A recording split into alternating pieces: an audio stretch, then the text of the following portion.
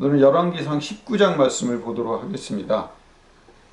18장에서 마지막에 엘리야가 병거를 탄 아하방을 앞질러서 이스르엘에 갔다고 나옵니다. 주의 능력으로 초능력이 생겨서 병거보다 앞서서 빨리 달려갔다고 우리는 일반적으로 생각할 수 있습니다. 그렇게 배워왔고요. 근데 그걸 반대로 한번 생각을 해봅시다. 44절, 모든 것은 해답은 성경을 기반으로 해야 돼요. 44절에 이미 아합에게 비가 막히지 않도록, 표준세 번역에는 길이 막히기 전에 마차를 갖추고 내려가라고 하인에게 말을 전했습니다. 근데 45절에 조금 후에 큰 비가 내려서 바람과 짙은 구름이 함께 했기 때문에 비가 틀림없이 막았을 거예요. 바로 이어서 비가 왔다고 얘기를 했습니다. 그러면 지금처럼 도로가 탄탄하게 만들어지지 않았던 시절일 것을 추측해보면, 그리고 큰 비가 내렸을 것이기 때문에 미리 가라고 얘기를 한 거예요. 그럼 미리 안 가면 무슨 일이 일어날 거예요? 우리 시골길 가면 어때요? 빠지죠. 빠져요. 더군다나 사람이 걷는 것보다 마차가 가면 푹푹 빠집니다. 그럼 갑작스런 큰 비에 물이 막히고 어두워져서, 더군다나 어두워져서 앞이 잘 보이지 않을 정도로 큰 비가 내렸기 때문에 마차들이 빠지고 고생을 했을 겁니다. 거기에 엘리야는 하나님의 도우심으로 물이 차지 않은 곳으로 요리조리 다니면서 걸어갔다면 어떻겠어요? 마차들보다 앞서서 달려갈 수 있었음에 틀림없을 겁니다. 우리가 머릿속으로 그냥 마차들보다 빨리 달려갔으니까 하나님이 초능력을 줘서 엘리야가 번개맨 이런 것처럼 이렇게 빨리 나갔을 것이다, 이렇게 생각하기 전에 다른 각도로 우리 일반적인 상식적인 생각으로 한번 추측을 해본다면 얼마든지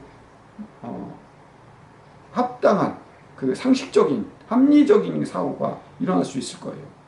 근데 이 이야기가 19장하고 연결이 됩니다. 그래서 제가 18장 마지막 부분부터 읽어보라고 한 겁니다.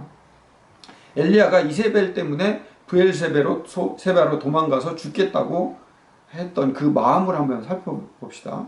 물론 여러 가지 복잡한 심정이 들어있기는 하겠지만 한마디로 표현하면 어떤 마음이었을까요? 우울증 때문에요? 사역을 다 마친 다음에 마친 뒤에 허무함 이런 것들 때문에. 4절에 여호와여 넉넉하오니 지금 내 생명을 거두시옵소서. 그냥 우울증이라고 했다면 거기에 넉넉하다는 말을 쓸 수가 없어요. 넉넉하다는 말. 내가 넉넉하오니 내 생명을 거두어 주옵소서라는 말 때문에 우울증이라는 말과는 전혀 어울리지 않는 말입니다. 나는 내 조상들보다 낫지 못하나이다, 이 말까지 추가를 했습니다. 이 부분은 심리적으로 지쳤다, 이런 표현들을 쓰는 데는 어울리지 않는 표현들입니다. 그리고 왜 죽기를 원했을까요? 두고두고 역사에 남을 큰 기적 속에서 주인공이 된 엘리야입니다. 단순히 지쳤기 때문에, 그리고 이세벨에 대한 두려움 때문에 죽겠다고 했을까? 엘리야는 이세벨의 갑작스러운 그 말 때문에 두려움을 느꼈을까요? 여기에 엘리야의 다음 표현이 10절하고 14절에 그 심정이 드러납니다. 10절하고 14절에 같은 얘기가 나오거든요. 엘리야가 뭐라고 얘기를 했어요? 나 죽겠습니다 해놓고 거기에 후렴이 딱 붙습니다. 열심히 유별하오니, 열정적으로 나 하나님만 섬겼어요 라고 얘기를 합니다. 근데 지금 오늘 이 가뭄이 일어났다, 이런 모든 문제는 어디서 일어납니까? 이스라엘 백성들이 하나님 말을 안 듣고 주의 제단을 헐어버리고 선지자를 죽이고 나까지 죽이려고 합니다. 나 혼자 남았습니다 라고 고백을 합니다. 한마디로 엘리야의 마음을 표현하면 한 단어로 억울함이에요. 억울함이 가장 큰 마음이에요. 왜? 내가 열심히 유별했는데, 넉넉하오니 내가 최선을 다해서 했습니다. 그런데 하나님, 지금 이 결과는 뭡니까? 이세벨이 나 죽이려고 하지 않습니까? 왜 이런 결과물이 나왔습니까? 내가 지금 얼마나 열심히 신앙생활을 했는데요. 지금 일어나고 있는 문제, 나를 힘들게 하고 있는 모든 문제는 하나님을 열심히 섬기고 있지 않는 저놈들 때문에 그렇습니다. 나를 힘들게 한 그 사람 때문에 그렇습니다. 그동안 내가 어떻게 신앙생활을 했는데. 나는 열심히 신앙생활을 했고 최선을 다해야 하는데 결과가 이 정도밖에 안 됩니다. 나 최선을 다했어요. 나 넉넉했어요. 하나님, 그러니까 나 데려가요. 이 마음 안에는 뭐가 담겨있다고요? 억울함이 담겨있어요. 나 죽여달라는 표현 안 해요. 나 깨끗해요. 나 최선 다했어요. 열심히 했어요. 부끄럽지 않아요. 나 넉넉해요. 근데 내 조상들보단 낫지 못해요. 왜? 조상들이 했던 행동들과 비교했을 때 왜? 조상들의 결과물이 어땠어요? 애굽을 탈출을 하고 문제를 해결하고 결과물들이 성공적이었어요. 근데 날 보세요. 지금 이세벨이 날 죽이고 있잖아요. 그러니까 결과물이 실패를 한 거예요. 내 조상들보다 낫지 못하나이다. 엘리야의 기적은요, 모세의 기적만큼 오늘날 많은 크리스찬들에 의해서 나오는 엄청난 일들인데, 그건 생각 안 하고 지금 마지막에 있는 결과물을 가지고 비교를 하잖아요. 내 조상들보다 낫지 못합니다. 나 열심히 유별하게 이렇게 신앙생활 했는데요. 이거에 대한 억울함입니다. 하나님이 대답하시죠. 너는 무엇을 하고 있느냐? 내가 지금 어디에 있느냐? 뭐 하고 있어? 무슨 소리냐? 라고 대답을 하십니다. 엘리야 앞에 나타나셨습니다. 모세에게 나타나신 것처럼 엘리야에게도 모습을 보이십니다. 어떻게 해요? 크고 강한 바람이 산을 쪼개고 바위를 부수고 지진을 일으키고 불을 일으키시고, 그리고 엘리야 앞에 지나가게 합니다. 지나가십니다. 그러면서 핵심적인 포인트를 하나 짚고 넘어가십니다. 바람 속에 주가 계시지 않으시고, 지진 가운데 계시지 않으시고, 불 가운데도 계시지 않으시고. 뭐죠? 그럼 왜 이 얘기를 하시죠? 분명히 지진과 바람과 불을 일으키셨는데 그 안에 계시지 않는데요. 엘리야가 지금 우리 인간은, 그리고 바로 여러분들은 지쳐있고 죽고 싶다는 생각, 열심히 신앙생활을 했다고 자부하는 그런 우리가 살아왔던 이 삶에 있는 안에 바람, 지진, 불일 뿐이에요. 하나님은 바람과 지진과 불을 일으키시지만 그 안에 계시진 않아요. 하나님이 850명을 무너뜨리고 일으키셨지만 그 안에 계시지 않아요. 그걸 일으키셨을 뿐이에요. 우리가 바라는 엘리야의 대단한 기적과 열정과 신앙심과 애씀 안에 하나님이 계시지 않아요. 우리는 그저 바람이고 지진이고 불일 뿐이에요. 하나님이 일하시는 것에 우리는 도구로 사용되어질 뿐이라고. 성경을 해석할 때 우리는 아합의 마차보다 더 빨리 뛸 수 있는 기적만을 봐요. 850명 앞에서 하나님의 기적을 보여준, 다시는 보지 못하는 그런 기적을 일으킨 주인공이 되고 싶어 하지만, 그런 모든 일들은 그저 바람이고 지진이고 불일 뿐이에요. 하나님은 그것을 움직이고 계실 뿐입니다. 하나님 16절에요. 하사엘을 통해 예후에게 기름을 부어 일하신답니다. 하사엘이 어떤 사람이에요? 적군이에요. 아람 왕이에요. 그들조차도 하나님의 일하심에 우리는 작은 부품 조각들일 뿐이에요. 하나님은 엘리야와 똑같은 일을 하시기 위해서 7,000명을 준비해 놓고 계셨대요. 이 이야기는 또 뭐예요? 성경에 기록되지 않았지만 엘리야에게 일어난 일과 같은 기적과 일하심을 앞으로 6,999번을 하겠다는 얘기예요. 그렇게 하고 계시다는 의미예요. 그냥 엘리야의 이야기는요, 7,000명 중에 1명, 아니 7,001명 중에 한 명의 이야기일 뿐이에요. 엘리야가 그냥 대단한 게 아니라 7,000명을 준비하셨다는 이야기는. 이세벨의 말에 두려움을 느낀 이유는 하나님이 함께하면 못할 일이 무엇이 있겠느냐는 한국교회의 신앙관에 대한 지적이에요. 하나님이 내 편이고 하나님 뜻대로 살았으니 우리가 기도하면 하나님이 모든 것을 들어주시고 해결하시는 분이시고, 그러니까 하나님 까불지 마, 이런 소리가 나오죠. 내가 하나님이랑 이 정도로 친해. 왜? 내가 기도하면 응답이 올 거니까. 내가 기도하면 다 해결되는데 기도하기만 하면 너희 나하고 상대하는 못된 놈들 다 죽어. 그런데 거기에 이세벨이 나타나서 이세벨은 내 기도에 응답하지 않는 거예요. 어라 뭐지? 문제가 해결이 안 돼요. 기도했는데.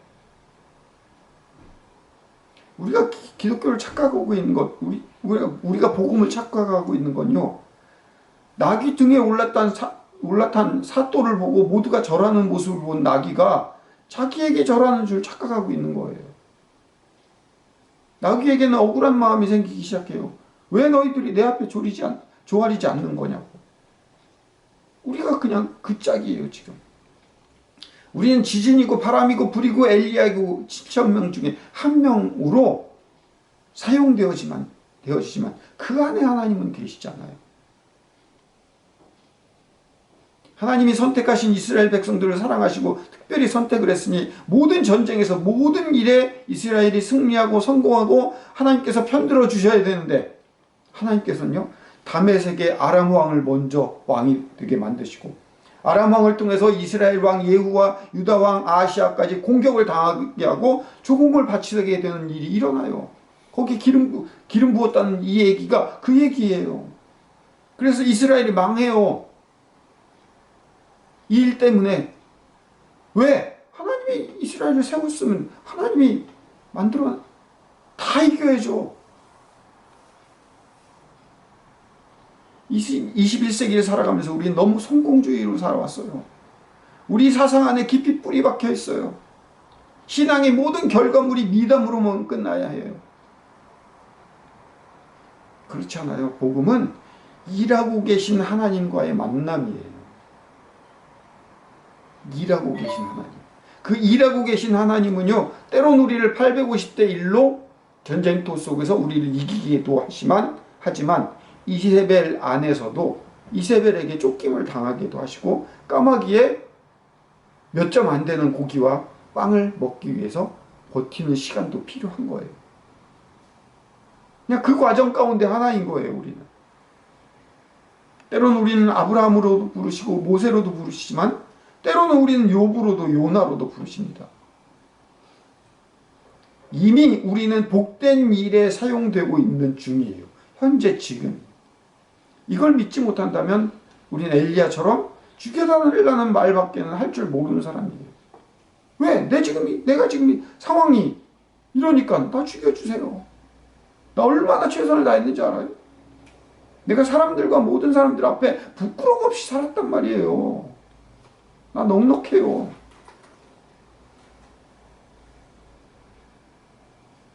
하나님께서는요, 그 엘리야의 바람에 바로 응답하셨잖아요. 그리고 후계자 엘리야 세우고 엘리야 데려갔잖아요. 엘리사 세우고 죽여달라는 말에 바로 죽여버렸어요. 데려가셨어요. 참. 바람과 구름과 지진과 불 속에 계신 하나님을 보는 것을 우린 멈춰야 합니다. 그리고 그 너머에 계신 하나님의 일하심을 바라봐야 합니다. 하나님의 12절에 세미한 소리, 표준세 번역말로 부드럽고 조용한 소리로 말씀하십니다.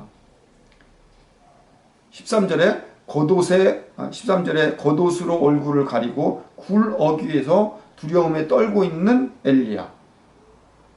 겉옷으로 얼굴을 가리고 굴 어귀에서 두려움에 떨고 있는 우리들에게 말씀하십니다. 내가 어찌하여 여기 있느냐? 내가 여기서 무엇을 하고 있느냐?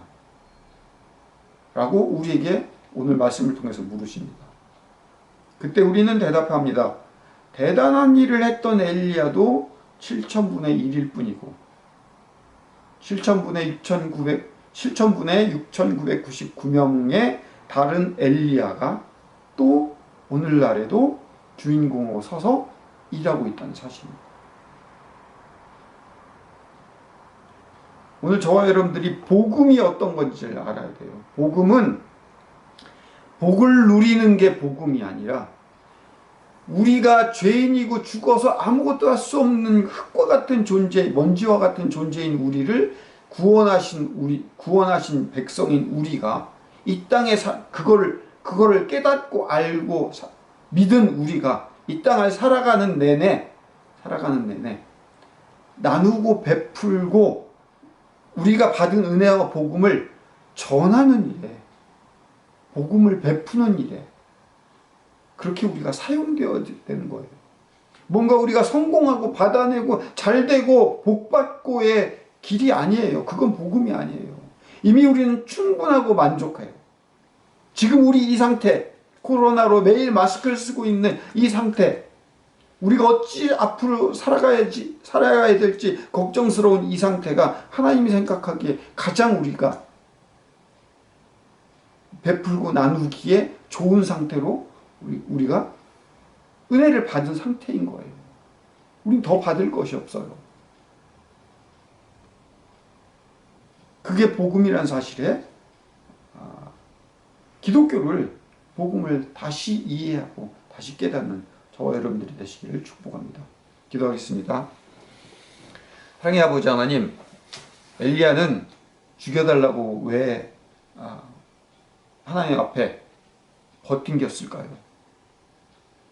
억울함이었습니다. 난 잘했는데, 최선을 다했는데, 애썼는데 오늘 이 결과물이 뭡니까? 그게 신앙이 아니라 우린 이미 너무 은혜를 받고 넘쳐나기에 지금 받은 은혜를 베풀고 나누는 것으로 우리의 인생을 마감하는 것이, 그것이 우리의 하나님께서 우리에게 주신 복음의 진짜인이라는 사실을 기억하고 살아갈 수 있는 주의 백성들에게 주님 인도하여 주시옵소서. 예수님 이름으로 기도드립니다. 아멘. 이제는 우리 구주 예수 그리스도의 크신 은혜와 아버지 하나님의 극진하신 사랑하심과 성령님의 인도 교통 내재하심이 이 설교를 듣는 모든 자들 머리 위에 영원토록 함께하여 주시기를 간절히 축원하옵나이다. 아멘.